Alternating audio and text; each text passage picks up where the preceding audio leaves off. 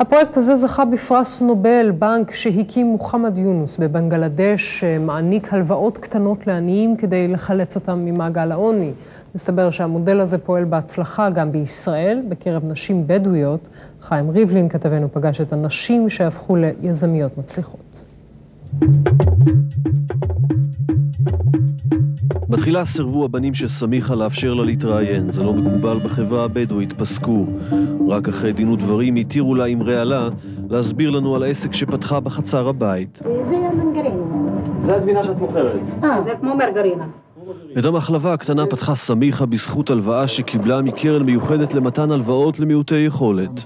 לקחה הלוואה ראשונה 4,000 שקל וקנתה מהם 5 עזים. סמיחה מעולם לא הייתה מצליחה לקבל הלוואה מהבנק. את הפחון שלה הרי לא הייתה מצליחה למשכן. אין לה היסטוריה בנקאית, למעשה אין לה בכלל חשבון בנק. לעומת זאת, בבנק שיסדה קרן קוראת, היא לקוחה מועדפת. כל מה שהיא צריכה לעשות הוא לגייס 4 נשים שיפתחו עסקים קטנים כמוה, ו5 הופכות לערבות זו לזו. אם מישהי לא תחזיר את כספי ההלוואה, הקבוצה תחזיר את הכסף במקומה. יש לנו הרבה סוגים של עסקים. יש לנו תרנגולות, כבשים, פרה, כלי בית.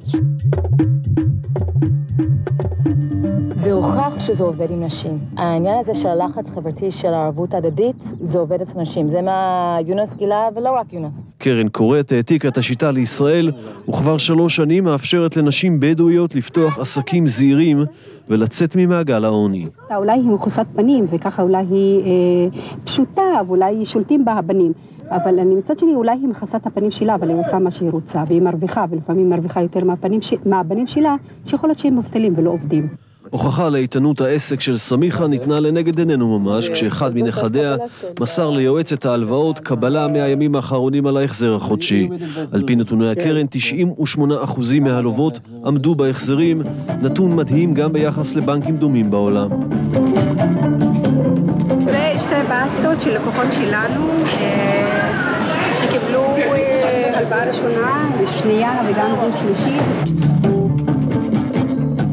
זה לקוחה שלנו שהיא מאוד דתייה ומסורתית, משפחה חד-הורית. התחילה מאפס, מבסטה, כמו אנשים שראינו קודם, וממש לדעתי זה מסוג העסקים שנגעה בהם.